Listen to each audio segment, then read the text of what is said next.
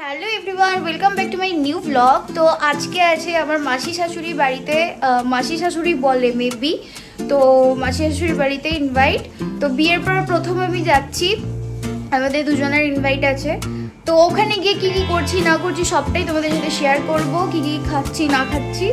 তো ব্লগটা এন্ড পর্যন্ত দেখতে থাকো, স্কিপ না করো। তো আজকের ব্লগটা হতে চলেছে বেসিক্যালি হোম ট্যুর আর ফুড ব্লগের ওপর।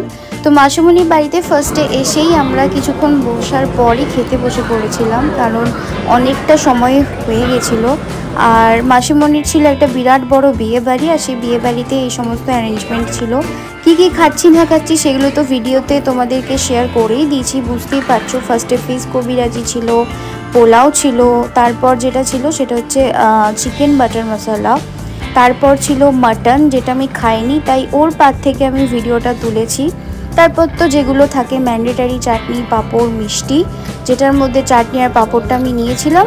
মিষ্টি কিন্তু আমি জাস্ট একটা সন্দেশ নিয়েছিলাম, পায়েস ছিল, আর ছিল এই আইসক্রিমটা যেটা ছিল অসম্ভব ভালো খেতে, আর পান। তো খাওয়া দাওয়া কমপ্লিট করে আবারও আমরা চলে এসেছিলাম রুমের ভেতরে একটু রেস্ট নিতে। তো চলো এরপর তোমাদেরকে গোটা বাড়িটা একবার ট্যুর দিয়ে দিই, কেন মাসিমণির বাড়িটা ছিলই এত সুন্দর যে ভিডিও না নিয়ে আমি থাকতে পারিনি। তাই ভাবলাম শুধু নিজে কেন দেখবো, তোমরা যারা আছো আমার সাবস্ক্রাইবাররা তাদেরকেও শেয়ার করি। তো চলো দেখে নাও বাড়িটা কত সুন্দর দেখতে। তো এই হচ্ছে বাড়ির বাইরেটা, আর সবার প্রথমে তোমাদেরকে আলাপ করিয়ে দিই মাসিমণির সাথে, যার বাড়ি এটা। তো এই হচ্ছে মাসিমণি। মাসিমণিকে এত সুন্দর দেখতে, তার বাড়ি তো সুন্দর হবেই। আর এই দিকে আছে হচ্ছে মাসিমণির ছেলের বউ, মানে আমার বৌদি ভাই হচ্ছে। তো এখানে যারা যারা ছিল সবাইকে একবার ব্লগেতে তোমাদেরকে দেখালাম। তো চলো এরপর বাড়িটার একবার ট্যুর তোমাদেরকে ফাইনালি দিয়ে দিই। তো এই হচ্ছে বাড়ির বাইরেটা। আর এরপর যেটা হচ্ছে বাড়ির বাইরেতে খুব সুন্দর একটা ঠাকুর ঘর আছে, যেটাও তোমাদের সাথে শেয়ার করব।